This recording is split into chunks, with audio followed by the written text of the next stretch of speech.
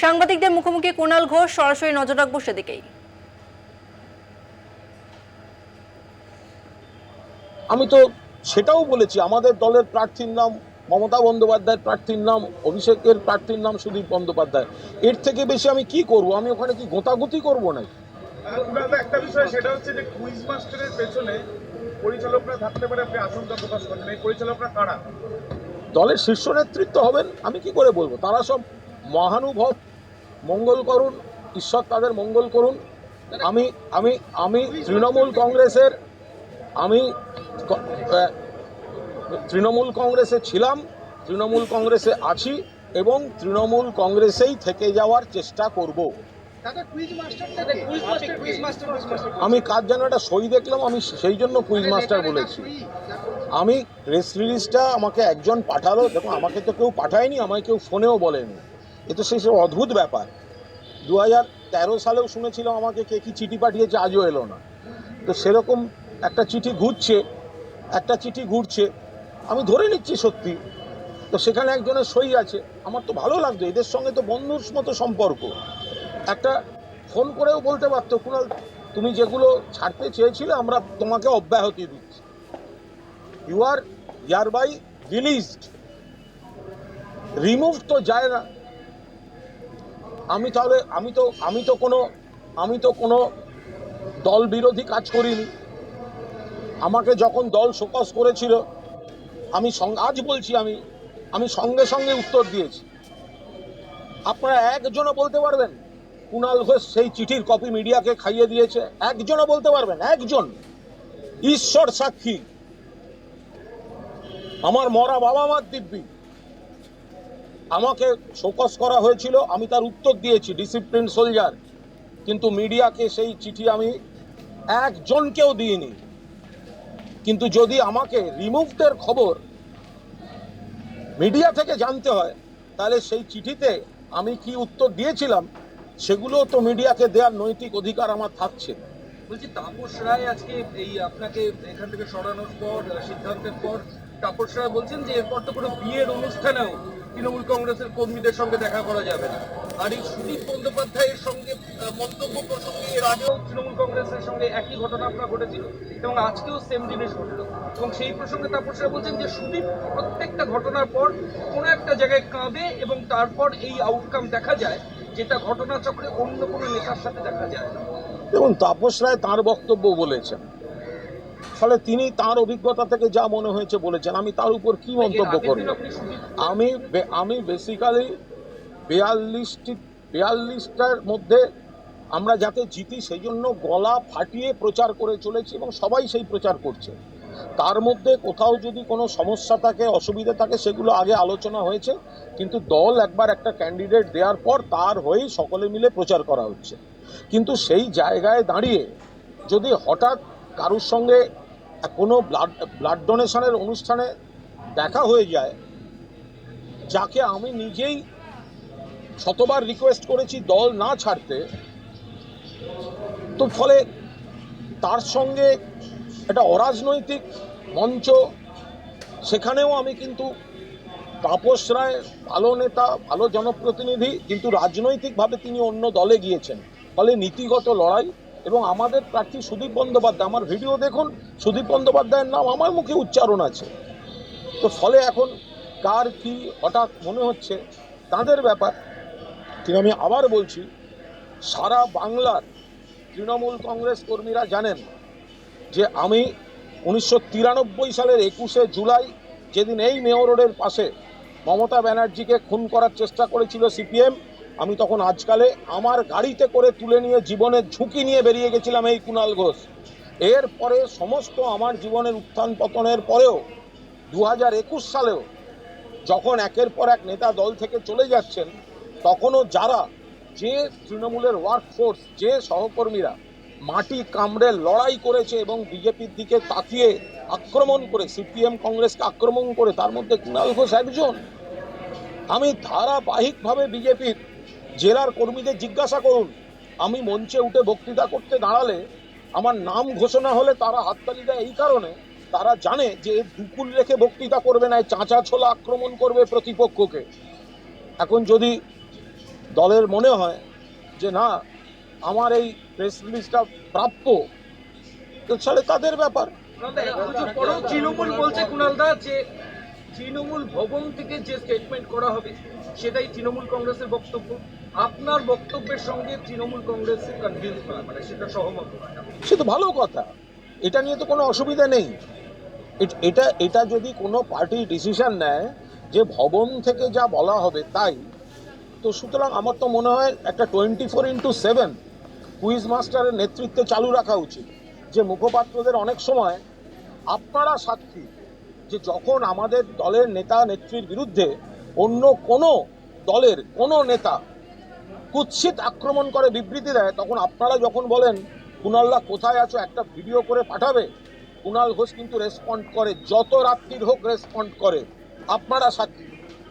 এতকাল পরে যদি মনে হয় যে ভবন থেকে যারা বলবেন তারাই হচ্ছেন দলের কথা বলবেন, দলের এভরি রাইট আছে এই সিদ্ধান্ত নেওয়ার, এটা একটা দল, তো সুতরাং তাদের যারা সিদ্ধান্ত নেয় তারা নেবেন।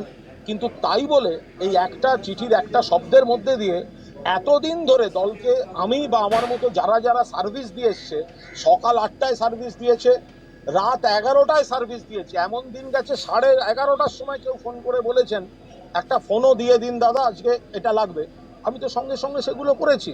আজকে একবার মনে হলো না যে এই কথাগুলো লেখার আগে যে কার উদ্দেশ্যে কাদের উদ্দেশ্যে রাখছেন?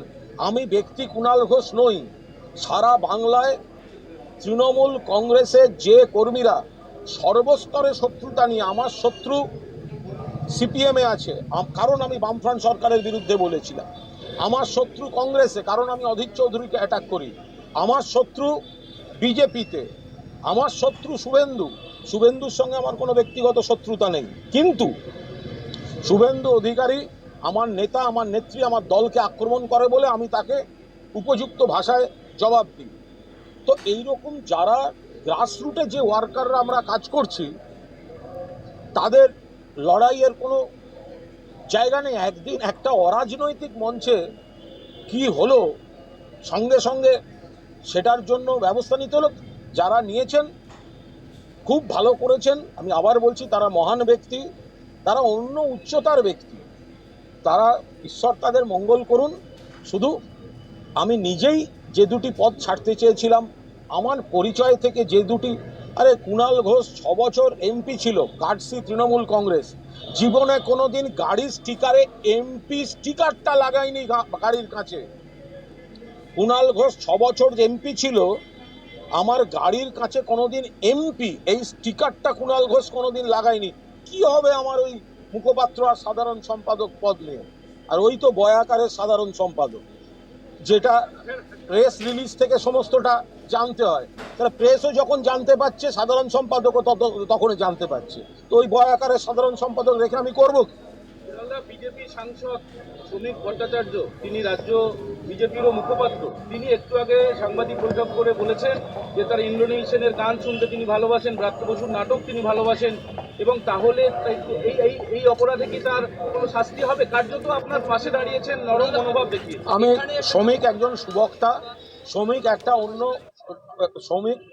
অন্য দলের নেতা সাংসদ, তার সঙ্গে আমাদের রাজনৈতিক বিরোধ আছে, ও অত্যন্ত সুবক্তা, ওর কোনো মন্তব্যের উপর আমি কোনো মন্তব্য করব না।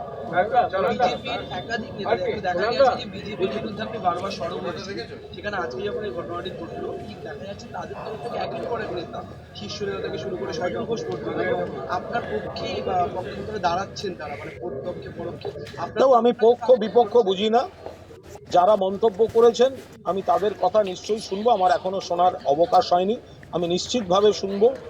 আমি সামান্য তৃণমূল কংগ্রেসের একজন কর্মী, দল যা দায়িত্ব দেয় নিজের ভালো মন্দ না বুঝে সরাসরি শত্রুপক্ষকে আক্রমণ, প্রতিপক্ষকে আক্রমণ, কড়া ভাষায় আক্রমণ, এগুলো আমি করে আসি, সেই নীতিতে আমি বিশ্বাস করি।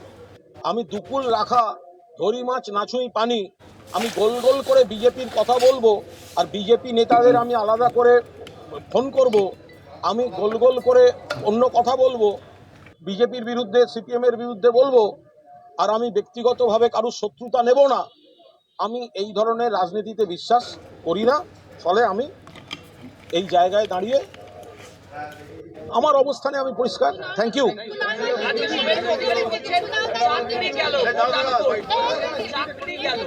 আপনার এই খবরের পরে কিছু শুভেন্দু অধিকারী মুর্শিদাবাদের সভাপতি থেকে বলছেন যে চাকরি গেল। আমি এইটুকু শুধু বুঝতে পারছি যে আমাকে পার্টি এই ব্যবস্থা নেওয়ায় সবথেকে বেশি খুশি হয়েছে আমার বিরোধী পক্ষরা, অর্থাৎ যাদের আমি আক্রমণ করতাম। ফলে পার্টি এইটুকুও বুঝলো না যে কার মুখে লাগাম পড়াচ্ছে, তাতে পার্টির শত্রুরা আনন্দিত হচ্ছে।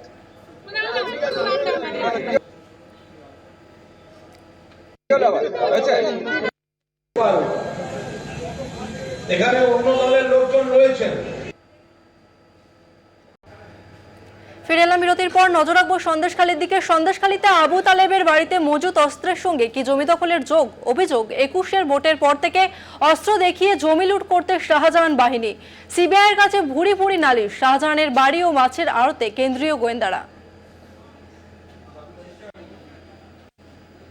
আবু তালেবের বাড়ির অস্ত্র নিয়ে রাজনৈতিক চর্চা। এই আগ্নেয়াস্ত্র দেখেই কি জমি লুট? সিবিআইয়ের কাছে অভিযোগ, শাহজাহান ঘনিষ্ঠ আবু তালেবের বাড়িতে যে পরিমাণ আগ্নেয়াস্ত্র পাওয়া গেছে তার একটা অংশ শেখ শাহজাহানের দাবি তদন্তকারীদের। এই বেআইনি আগ্নেয়াস্ত্র দিয়ে ভয় দেখিয়ে একাধিক জমি লুটের অভিযোগ শেখ শাহজাহান ঘনিষ্ঠ প্রসেন গায়েন ও জিয়াউদ্দিন মোল্লার বিরুদ্ধে। জিয়াউদ্দিন মোল্লা ইডি হেফাজতে। সন্দেশখালীর আগারহাটির পঞ্চায়েত প্রধান জিয়াউদ্দিন মোল্লা, পঞ্চায়েত সদস্য প্রসেন গায়েনের বিরুদ্ধে সুন্দরীখালী ও লাউখালী গ্রামের বিভিন্ন জায়গায় একের পর এক চাষের জমির চরিত্র বদলের অভিযোগ। সেখানে একদিকে ফিশারি, অন্যদিকে আগ্নেয়াস্ত্র দেখিয়ে জমি কেড়ে নিয়ে অন্যকে লক্ষ লক্ষ টাকার বিনিময়ে মালিকানা পাইয়ে দেওয়ার অভিযোগ। বসিরহাটের মহকুমা শাসক ভূমি ও ভূমি রাজস্ব দফতরে জানিয়েও কোনো ফল মেলেনি বলে অভিযোগ। আদালতের নির্দেশে সন্দেশখালী ঘটনা তদন্তে সিবিআইয়ের ওয়েবসাইটে অভিযোগ করেছেন বীরেন গায়েন, বিনয় গায়েন, চঞ্চল গায়েন, মনোরঞ্জন গায়েন, সুজিত গায়েন। এই পরিবারের সঙ্গে কথা বলে সিবিআই আধিকারিকরা অভিযোগ খতিয়ে দেখেন। তাদের বয়ান রেকর্ড করেন। 21-এর ভোটের পর থেকে শেখ শাহজাহানের গুন্ডা বাহিনী আগ্নেয়াস্ত্র দেখিয়ে এইসব জমি লুট করেছে বলে অভিযোগ। শুধু আগ্নেয়াস্ত্র মজুত করে ভয় দেখানো নয়, আগারহাটি শ্মশানের জমি ও খালের একাংশ বেআইনিভাবে দখল করার অভিযোগ শেখ শাহজাহান সহ তার অনুগামীদের বিরুদ্ধে। 69 শতক শ্মশানের জমির মধ্যে 18 শতক জমি দখল করার অভিযোগ। সিবিআই পোর্টালে অভিযোগ জানান স্থানীয়রা। অভিযোগের ভিত্তিতে তদন্তে সিবিআই। দীর্ঘদিন ধরে শ্মশানের পাশ দিয়ে বয়ে চলেছে আগারকাটি খাল। এই খালের মাছ ধরে জীবিকা নির্বাহ করে এখানকার মানুষ। গ্রামবাসীদের দেওয়া তথ্য ও বয়ান রেকর্ড করেছে সিবিআই। গ্রামবাসীদের দাবি, আগের জায়গায় ফিরে আসুক খাল ও শ্মশান। বুধবারও শাহজাহান মার্কেটে হানা দেন সিবিআই আধিকারিকরা, সঙ্গে ছিল কেন্দ্রীয় বাহিনী। সন্দেশখালী থেকে সঞ্জিত চক্রবর্তীর রিপোর্ট, কলকাতা টিভি। অভিজিৎ গঙ্গোপাধ্যায় ও শুভেন্দু অধিকারীর বাড়ি ঘেরাও কর্মসূচি চাকরি হারাদের। তাদের সমর্থনে পথে নামতে চলেছেন মুখ্যমন্ত্রী অভিষেক বন্দ্যোপাধ্যায়। তমলুকে অনশন বিক্ষোভ মঞ্চ থেকে সর্বোচ্চ আদালতের দিকে তাকিয়ে চাকরি হারাও তাদের পরিবার পরিজনেরা। রায়দান ঘিরে বাড়ছে উন্মাদনা। তৃণমূল মাধ্যমিক শিক্ষক সমিতি এবং প্রাথমিক শিক্ষক সমিতির উদ্যোগে অবস্থান বিক্ষোভ। অনশনে যোগ দিচ্ছেন চাকরি হারা শিক্ষকদের পরিবারেরাও। হাইকোর্টের নির্দেশে চাকরি হারিয়েছেন 25,753 জন শিক্ষক শিক্ষিকা। 2016 সালের প্যানেল বাতিলের নির্দেশ দেয় কলকাতা হাইকোর্ট। এই আবহাওয়ায় সুপ্রিম কোর্টের দিকে তাকিয়ে চাকরি হারারা।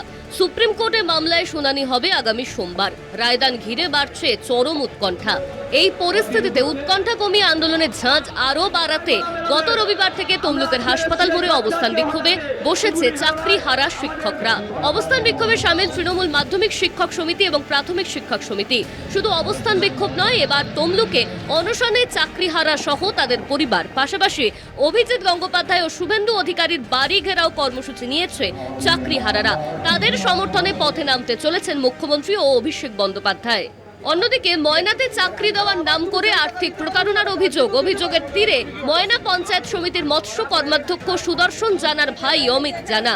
স্থানীয় সূত্রে জানা গেছে, এক ব্যক্তির কাছ থেকে চাকরি দেওয়ার নামে 10,000 টাকা নেয় সে। পরে আরও 5,000 টাকা নিতে এলে তাকে পুলিশের হাতে তুলে দেয় গ্রামবাসীরা। এখন সোমবার সুপ্রিম কোর্টের রায় কোন দিকে যাবে তা নিয়ে উৎকণ্ঠিত চাকরি হারা শিক্ষক শিক্ষিকারা।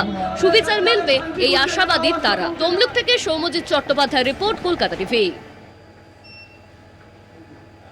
প্রচারে বেরিয়ে নির্বাচন কমিশনের বাধা। মেজাজ হারালেন দমদম লোকসভা কেন্দ্রের বিজেপি প্রার্থী শিলভদ্র দত্ত। কামারহাটি পুরসভার 12 ও 13 নম্বর ওয়ার্ডে প্রচার চালাচ্ছিলেন শিলভদ্র। কিন্তু নির্ধারিত সময় পেরিয়ে যাওয়ার পর প্রচার থামিয়ে দিতে বললেও নির্বাচন কমিশনের কথা লঙ্ঘন করেই প্রচার চালিয়ে যান তিনি।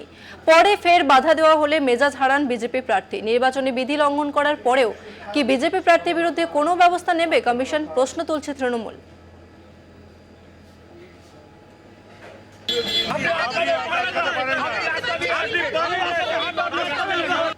করছেন সেরকম, রাস্তার ধারে ছুটতে গেছেন, সম্রাট চক্রবর্তী পানিয়ানিতে ধরতেছেন, অন্য লোকেরা চলে গেছেন।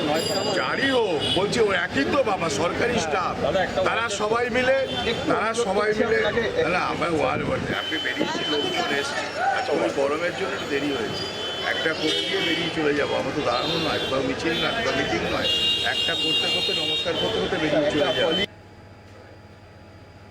সেরা দশ আজকের মতো এই পর্যন্তই। দেখতে থাকুন কলকাতা টিভি, রাত দিন 7 দিন।